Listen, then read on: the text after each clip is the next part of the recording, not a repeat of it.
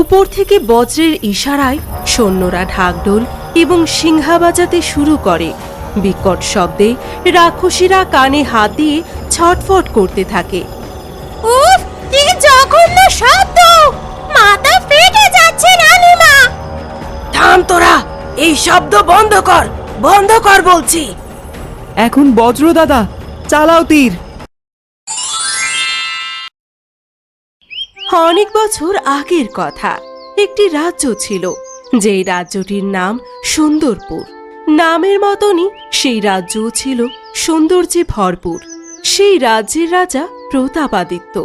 প্রতাপাদিত্যের ছিল 3 ছেলে।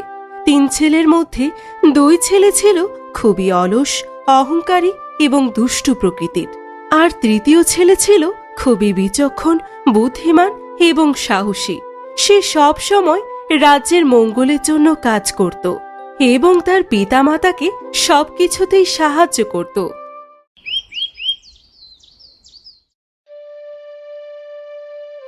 বাবা, দেখুন আজ কি শিকার করেছি। মস্ত বড় হরিণ। প্রহরীরা বাধা দিতে এসেছিল, ওদের চাবুক দিয়ে সোজা করে দিয়েছি বাবা। হ্যাঁ বাবা, দারুণ মজা হয়েছে। বনের পশু পাখিরা তো আমাদের ভয়েই পালালো। রৌদ্র, বজ্র, তোমরা কি ভুলে গেছো তোমরা রাজপুত্র? প্রজা এবং বনের পশু পাখিদের রক্ষা করা তোমাদের ধর্ম, আর তোমরা তাদের ভয়ের কারণ হয়ে দাঁড়িয়েছো। সংরক্ষিত বনে শিকার করা নিষেধ, তা জেনেও তোমরা এই কাজ করলে। ওসব নিয়ম প্রজাদের জন্য, আমরা রাজার ছেলে, আমাদের আবার নিয়ম কি? আমি যা চাইবো তাই হবে। বাবা, আপনি সবসময় বেশি চিন্তা করেন। রাজ্য তো চলছেই, আমাদের একটু আনন্দ করতে দিন। মহারাজ হতাশ হয়ে কপালে হাত দিয়ে বসে পড়লেন। রুদ্র ও বজ্র হাসতে হাসতে দরবার ত্যাগ করলেন। রাজকুমার শান্ত সামনে কিছু সাধারণ প্রজা এবং কৃষকদের সাথে তিনি কথা বলছেন। মহারাজ দূর থেকে এটি লক্ষ্য করছেন। দেখুন, এবার খরা হওয়ার সম্ভাবনা আছে, তাই আমাদের আগে থেকেই নদীর জল ধরে রাখার জন্য খাল খনন করতে হবে। আমি বাবার সাথে কথা বলে রাজকোষ থেকে আপনাদের জন্য সাহায্যের ব্যবস্থা করব। আপনারা চিন্তা করবেন না। ছোট রাজকুমার, আপনি না থাকলে আমরা কবেই মইরা যাইতাম। বড় 2 রাজকুমার তো আমাগর মানুষ বইলাই গণ্য করে না। আপনি আমাগর ভরসা।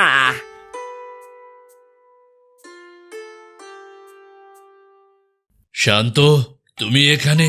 তোমার তো কক্ষে থাকার কথা। বাবা, আপনি আসুন, বসুন। আমি প্রজাদের জলের সমস্যা নিয়ে কথা বলছিলাম।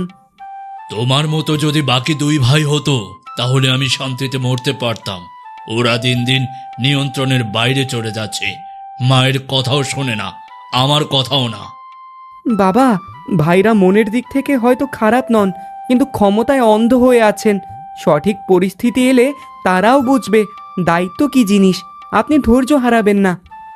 তোমার এই ইতিবাচক চিন্তাই আমাকে বাঁচিয়ে রেখেছে শান্ত, কিন্তু আমার ভয় হয় ভবিষ্যতে এই রাজ্যের কি হবে। মা, তুমি আবার কাঁদছো? কাঁদবো না তো কি করব বাবা? আজ বিকেলে তোর দাদারা দাসীদের সাথে যে দুর্ব্যবহার করেছে, তা কানে আসার পর থেকে লজ্জায় আমার মাথাটা কাটা গেছে। আমি কি এমন শিক্ষা দিয়েছি যে ওরা এমন হলো? মা, চোখের জল ফেলো না। আমি আজ রাতেই দাদাদের সাথে কথা বলবো। এমন সময় বাইরে থেকে বিকট শব্দ এবং সিংহার আওয়াজ শোনা যায়। প্রাসাদে হইচই পড়ে যায়। এটা এটা কিসের শব্দ? মা, আকাশের রং তো লাল হয়ে গেছে।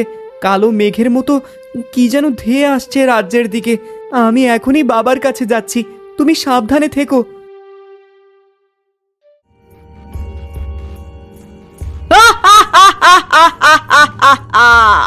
এই সুন্দরপুর রাজ্য আজ থেকে আমার হবে।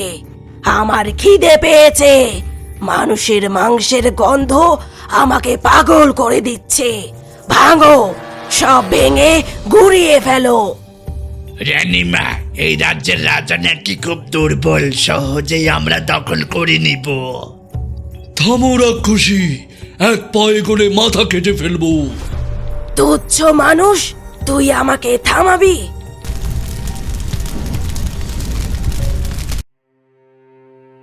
মহারাজ, ওরা সাধারণ শত্রু নয়, ওরা মায়াবী রাক্ষসী। আমাদের সাধারণ অস্ত্র ওদের গায়ে আঁচড়ও কাটতে পারছে না। ওরা নগরের অর্ধেক দখল করে নিয়েছে। তাহলে এখন উপায়? আমার রাজ্য কি তবে ধ্বংস হয়ে যাবে?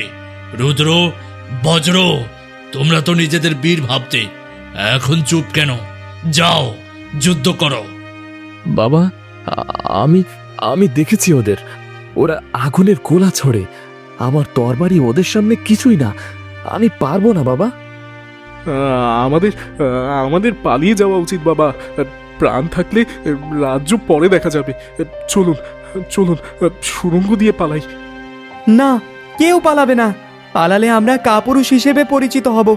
এই রাজ্য আমাদের মা, আর মাকে বিপদে ফেলে সন্তানেরা পালাতে পারে না। কিন্তু শান্ত, ওরা যে রাক্ষসী, প্রচন্ড শক্তিশালী। আমরা ওদের সাথে কিভাবে লড়ব? গায়ের জোর দিয়ে ওদের হারানো যাবে না বাবা, দরকার বুদ্ধি।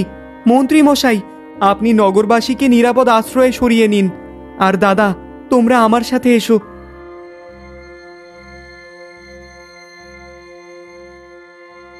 দাদা, তোমরা দুজনেই আমার চেয়ে অনেক শক্তিশালী। রুদ্র দাদা, তোমার তরবারি চালানো নিখুঁত। বজ্র দাদা, তুমি তীর চালানোয় দক্ষ। কিন্তু শান্ত, ওই রাক্ষসীর জাদুর সামনে আমাদের শক্তি কি কাজে লাগবে? শোনো, রাক্ষসীরা মায়াবী শক্তির অধিকারী হলেও ওদের একটা দুর্বলতা আছে। আমাদের বুদ্ধির কাছে ওরা কখনো জিততে পারবে না। তাহলে তাহলে আমাদের কি করতে হবে? ঠিক আছে, তবে পরিকল্পনা শোনো। তোমরা তাহলে এখন বলো, তোমরা কি পারবে না আমাদের রাজ্যকে বাঁচাতে? আমি পারবো। আমি আজ প্রমাণ করব আমি শুধু দুষ্ট নই, আমি এই রাজ্যের যোগ্য সন্তান। আমিও আছি তোমাদের সাথে ভাই। আজ আমরা মরবো নয়তো মারবো। এরপর তিন ভাই একে অপরের হাত ধরে প্রতিজ্ঞা করে। অন্ধকার চারপাশ, রাক্ষসীরা প্রাসাদের দিকে এগিয়ে আসছে। শান্তর নির্দেশ মতো বড় বড় আয়না কাপড় দিয়ে ঢেকে রাখা হয়েছে। বারুদের ড্রাম সাজানো হয়েছে। বেরিয়ে আয় কাপুরুষ রাজা, আজ তোদের সবাইকে চিবিয়ে খাবো। সবকিছু নিস্তব্ধ। হঠাৎ করে উপর থেকে বজ্রের ইশারায় সৈন্যরা ঢাকঢোল এবং সিংহা বাজাতে শুরু করে। বিকট শব্দে রাক্ষসীরা কানে হাত দিয়ে ছটফট করতে থাকে। উফ, কি জঘন্য শব্দ! মাথা ফেটে যাচ্ছে রানীমা। থাম তোরা, এই শব্দ বন্ধ কর, বন্ধ কর বলছি। এখন বজ্র দাদা, চালাও তীর। মিনার থেকে বজ্র জ্বলন্ত গোলা এবং বিস্ফোরণ তীর ছুড়তে থাকে। রাক্ষসীদের চারপাশে ধোঁয়া এবং আগুনের কুণ্ডলী তৈরি হয়। কোথায় তোরা? সামনে আয়। হঠাৎ শান্তর ইশারায় সৈন্যরা আয়নার উপর থেকে কাপড় সরিয়ে দেয়। ভোরের প্রথম আলো আয়নায় পড়ে তীব্র বিকর্ষণ ঘটায় এবং কর্কশার বিশাল শরীর ও চেহারা আয়নায় দেখে চমকে ওঠে। আমার চোখ! কে এটা? এত ভয়ঙ্কর, এত ভয়ঙ্কর কেন? এই বিভ্রান্তির সুযোগে রুদ্র ঘোড়ায় চড়ে বিদ্যুতের গতিতে কর্কশার দিকে এগিয়ে যায়। এই, আমি আসছি রাক্ষসী। রুদ্র তার বিশাল তরবারি দিয়ে কর্কশার অনুচরদের মেরে সরিয়ে দেয়। না, আমার দণ্ড! রুদ্র দাদা, এখনই!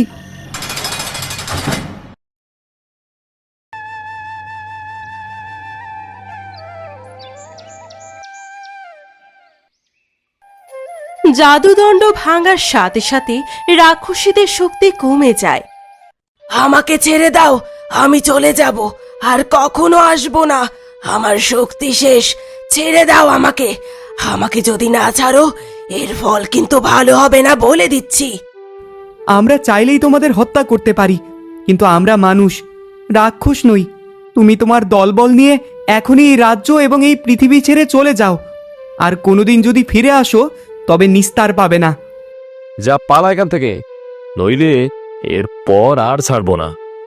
কর্কশা এবং তার দলবল ভয়ে রাজ্য ছেড়ে পালিয়ে যায়। আমরা পেরেছি, আমরা পেরেছি। তুই না থাকলে এটা সম্ভব হতো না ভাই। তোর বুদ্ধি আজ আমাদের বাঁচালো। না দাদা, তোমার সাহস আর মেজদার লক্ষ্যভেদ না থাকলে আমার বুদ্ধি কোনো কাজেই আসতো না।